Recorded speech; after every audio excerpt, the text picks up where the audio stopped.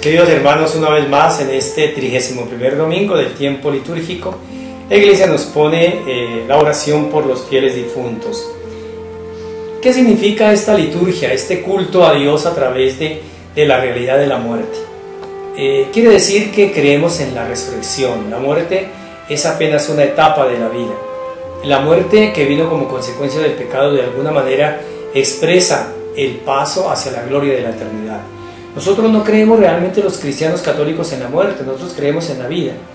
San Pablo, en el capítulo 15 de la primera carta a los Corintios, hace toda una teología preciosa y orientadora sobre la resurrección, y hace una comparación con el grano de trigo, cómo se descompone, y después aparece el germen y la nueva planta.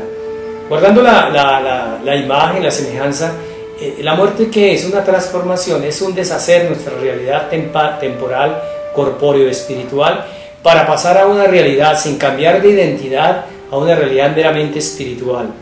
Es decir, el trigo se descompone, se deshace, y el grano no es lo mismo que la planta, sin embargo esencialmente es el mismo trigo. Así, guardando las proporciones, usted, su cadáver, se vuelve cadáver y se descompone y se vuelve otra vez tierra y fertilizantes para la tierra, pero usted resucita. Y al recordar hoy a los fieles difuntos, recordamos que de alguna manera también tenemos que purgar una pena temporal. Es una manera de hablar, porque la eternidad no tiene tiempo. De alguna manera es lo siguiente, mis queridos hermanos, es como cuando uno maltrata a alguien y uno le pide perdón. Esa es una etapa de la relación con el otro para volver a estar reconciliado. Pero no basta pedir el perdón, esa es una etapa fundamental. Se requiere que el otro me perdone, y ese segundo paso del perdón del otro exige mi arrepentimiento, porque el otro no me puede perdonar si yo no me arrepiento, reconociendo que cometí un error. Pero no basta esto, tiene que haber otro paso, y es la reparación. Pongo un ejemplo: yo hiero a alguien con un cuchillo, con un arma cortopunzante, pues no basta pedir el perdón y estar arrepentido, eso es fundamental, pero tengo que reparar la falta. ¿Cómo? Llevarlo al hospital, pagar los servicios médicos, en fin, de alguna manera reparar ese tiempo incesante de trabajo.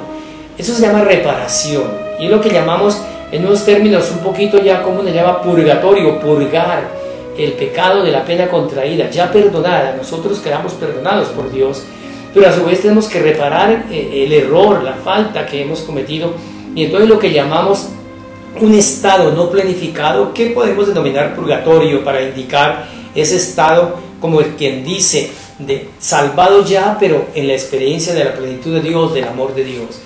Y al orar por los difuntos, oramos por aquellos que al morir de alguna manera fueron perdonados por Dios, siempre y cuando se hayan arrepentido, pero tienen que purgar de alguna manera tantas faltas graves que se cometen. No es lo mismo que muere una persona que no haya, por ejemplo, maltratado a alguien. Hay gente que muere, se arrepiente y se salva, pero han sido qué sé yo, engañadores de los demás, han pagado mal el salario, han trabajado mal en la empresa, han sido adúlteros, han maltratado al cónyuge, han sido irresponsables con los hijos.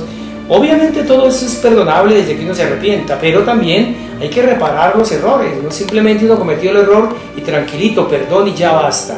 Esto es fundamental y es un paso importante, y en ese sentido oramos por los difuntos. Por eso considera la Iglesia que hay como una especie de 3 estados: el estado de la vida terrena, que llamaríamos iglesia militante, una expresión que pudiéramos cambiar, o sea, en la lucha, en el permanente ajetreo de diario; la iglesia purgante, que sería el estadio que les acabo de mencionar; y finalmente la iglesia triunfante. Pero son expresiones que de pronto son pobres para indicar estas etapas de la vida. Todos estamos llamados a la gloria de la eternidad, pero hay personas que no se arrepienten y tienen que asumir las consecuencias.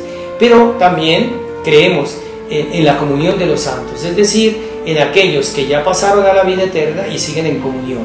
Nosotros creemos en la comunión con los que han partido, y en ese sentido no es que vengan a nuestra casa y aparezcan todo este tipo de experiencias de espíritus. Nosotros no creemos en eso, sino es la comunión con los seres queridos que han partido: papá, mamá, cónyuge e hijos, o seres muy cercanos a nuestro corazón. En ese sentido oramos por los difuntos, pero hay que tener mucho cuidado para no darle tanto culto a los difuntos que le quitemos el culto a Cristo, que es el centro de nuestra vida. Es una experiencia también religiosa que la Iglesia ha respetado como parte de la antropología del ser humano. El Señor los bendiga, y la bendición de Dios Todopoderoso, Padre, Hijo y Espíritu Santo, descienda sobre cada uno de ustedes y permanezca para siempre.